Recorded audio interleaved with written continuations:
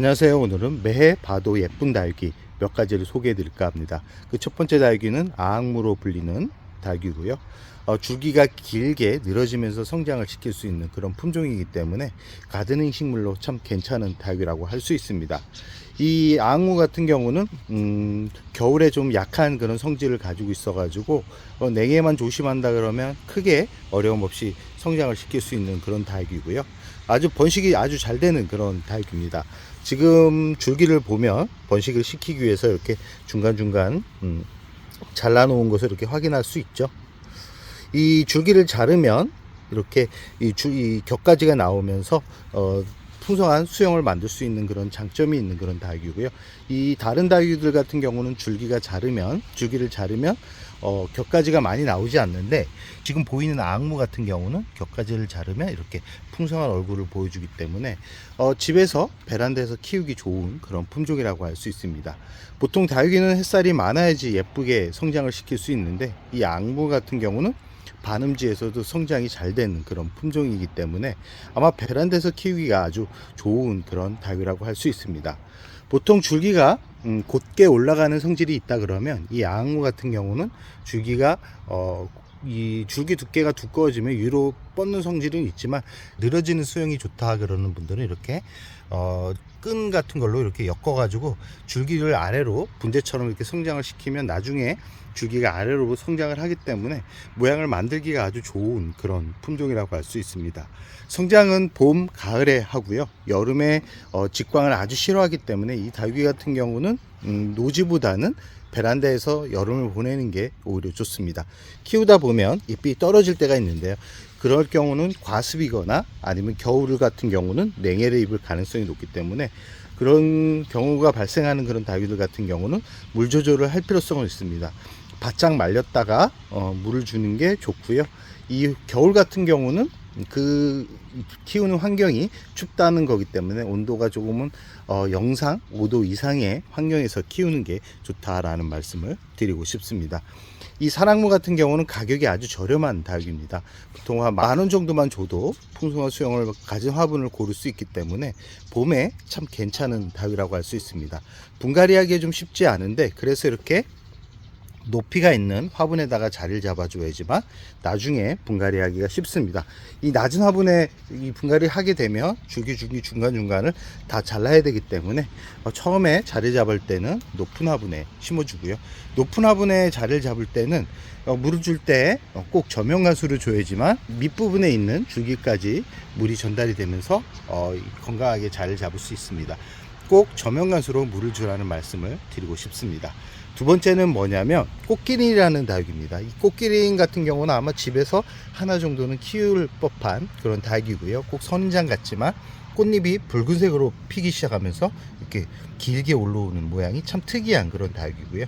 햇살만 어느 정도 유지가 된다 그러면 아주 오랫동안 키울 수 있는데, 이 꽃기린 같은 경우는 줄기가 참 마음에 들지 않습니다. 줄기가 이 선인장 가시가 아주 날카롭기 때문에 보통 다육이 같은 경우는 이 가시가 나도 부드럽기 때문에 만지기가 좋은데, 이 꽃기린은 날카롭습니다. 그래서 분갈이 하기가 참 쉽지 않은 그런 다육이고요. 이 꽃기린 자체도 물을 많이 좋아하는 그런 다육이가 아닙니다. 이 갈변이 될 때, 잎이 말라가는 시점이 될 때 물을 주면서 성장을 시킨다 그러면 물음병 없이 건강하게 자리를 잡을 수 있는 다육이고요. 이 꽃을 이렇게 오랫동안 보기 위해서는 하루에 한 3-4시간 정도의 햇살은 들어와야 되고요. 이 분갈이 시기는 봄에 해주는 게 좋습니다. 가을보다는 봄에 해주는 게 좋고요. 겨울에는 이 냉해에도 강한 그런 다육이기 때문에 집에서 그냥 선인장처럼 키우기가 아주 용이한 그런 다육이라고 할 수 있습니다. 세 번째 다육이는 뭐냐면 이 백봉국이라는 다육입니다. 이 백봉국 자체가 질리지 않은 다육입니다. 꽃이 아주 예쁜 그런 다육이고요. 꽃이 어떻게 피냐면 댄섬처럼 핍니다. 이 댄섬 꽃처럼 피는데 지금 활짝 피지 않아 가지고 전체적으로 볼 수는 없지만 이 색감이 똑같다라고 생각을 하시면 됩니다. 꽃은 아직 개화 시기가 되지는 않았는데 보통 한 5월 좀 넘어야지만 피는데, 이 생장점부터 꽃대가 나오기 때문에 꽃이 피고 난 다음에 꽃대를 제거해 주면 또 격가지가 나오면서 이렇게 또 자구 번식이 아주 잘 되는 그런 성질을 가지고 있는 다육이고요. 이 줄기를 보면 얼마나 오랫동안 키웠는지 알겠죠. 이 생명력이 강하기 때문에 이 다육이 키우는 게 어려운 분들, 특히 가습으로 많은 다육이를 죽였던 그런 분들이 키우기가 아주 괜찮은 그런 다육이라고 할 수 있습니다. 이 백봉국 자체가 가격도 저렴하고 아항무처럼 수영을 만들어 가면서 키울 수 있는 그런 다육이기 때문에 이 봄에 한번 키워보는 것도 괜찮고요. 이 키워도 질리지가 않는 그런 다육입니다. 그렇기 때문에 한번 좀 관심을 가져보는 것도 괜찮을 것 같습니다.